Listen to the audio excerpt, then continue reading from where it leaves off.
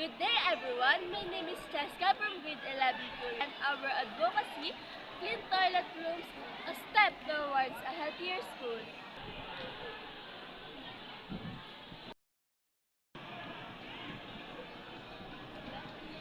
Our advocacy aims to persuade students to be responsible on their environment.